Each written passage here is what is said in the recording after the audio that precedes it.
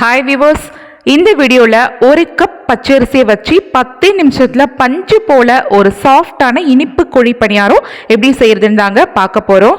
Welcome to super kitchen. வாங்க இந்த recipe எப்படி செய்யலான்னு பார்க்கலாம்.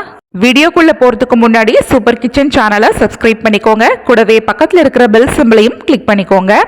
ஃபர்ஸ்ட் இந்த ரெசிபியை செய்யறதுக்கு ஒரு கப் அளவுக்கு பச்சரிசியை 2லிருந்து 3 முறை தண்ணி சேர்த்து நல்லா சுத்தமாக கழுவிட்டு அதுக்கப்புறமா தண்ணி சேர்த்துட்டு 1 மணி நேரத்துக்கு ஊற வச்சு எடுத்து வச்சுருக்கேங்க.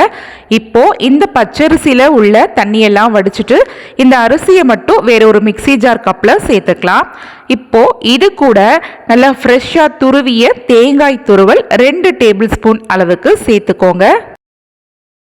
அப்படியே 2 டேபிள் ஸ்பூன் அளவுக்கு வடித்த சாதம், நான் புழுங்கலரிசி சாதம் தான் சேர்த்துருக்கேன்.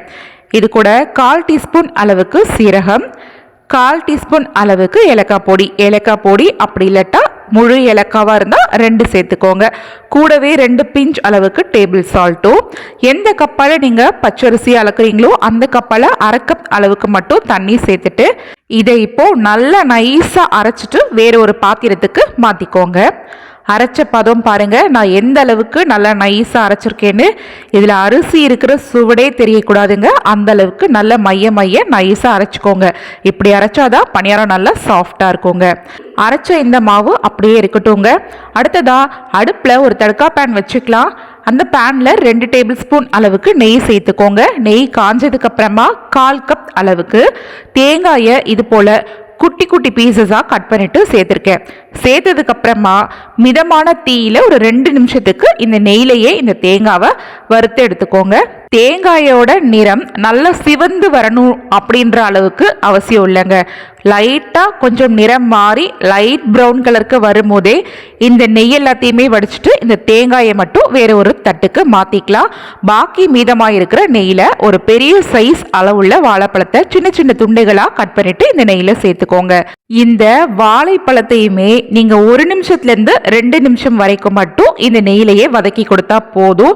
இப்போ பாருங்க, வாழைப்பழம் நல்லா வதங்கி வந்துருச்சு.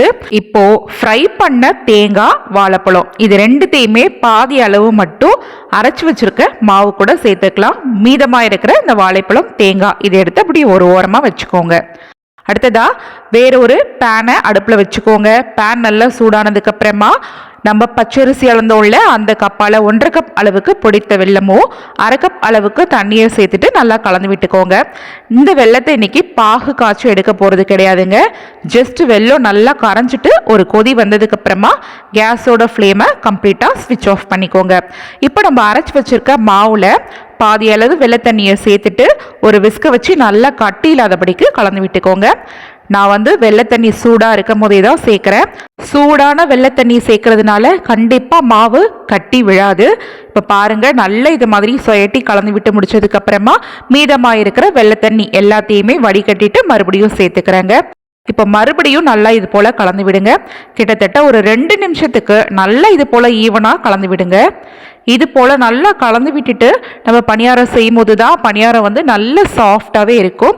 மேற்கொண்டு இன்னும் கொஞ்சம் நல்ல பஞ்சு போல் உங்களுக்கு பணியாரம் வேணும் அப்படின்னு நினச்சிங்கன்னா ஒரு 1/4 டீஸ்பூன் அளவுக்கு சமையல் சோடாவை சேர்த்துட்டு நல்ல ஒரு தடவை ஈவனாக ஒரு 1 நிமிஷத்துக்கு கலந்து விட்டு முடிச்சுக்கோங்க. இப்போ பாருங்கள், மாவை கலந்து முடிச்சாச்சு. மாவோட கன்சிஸ்டன்சி இந்த ஸ்டேஜில் இப்படி தாங்க இருக்கும். ரொம்ப திக்காகவும் இல்லாமல் ரொம்ப தின்னாகவும் இல்லாமல் கிட்டத்தட்ட நம்ம பாயாசம்லாம் இருக்கும் பார்த்தீங்களா, அந்த மாதிரியான ஒரு கன்சிஸ்டன்சியில் இருக்கும்.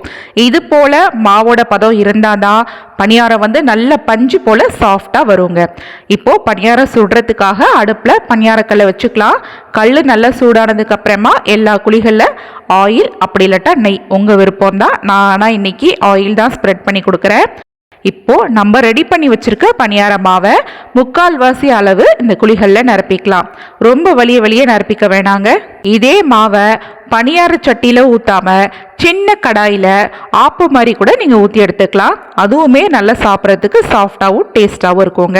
இப்போ பாருங்கள், இது போல் பணியார குழிகளில் மாவு விட்டு முடிச்சதுக்கப்புறமா நம்ம கொஞ்சமாக தேங்காயும் வாழைப்பழமும் மீதமாக எடுத்து வச்சுருந்தோம்ல, அதை எடுத்துகிட்டு இது மேலே அழகாக கார்னிஷ் பண்ணிக்கலாம்.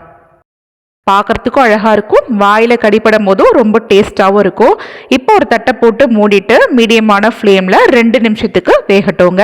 இப்போ பாருங்கள், 2 நிமிஷம் முடிஞ்சோடனே தட்டை எடுத்து பார்த்தோம்னா நம்ம ஊற்றியிருந்த மாவு எல்லாமே நல்ல புசு புசுன்னு மேலே எலும்பி சூப்பரான பஞ்சு போல் பணியாரமாக மாறி இருக்கும். இதை அப்படியே வெளியே எடுத்துடலாம். இந்த பணியாரத்தை நம்ம பரட்டி கொடுத்து வேக வைக்கணுன்ற அவசியமே கிடையாது.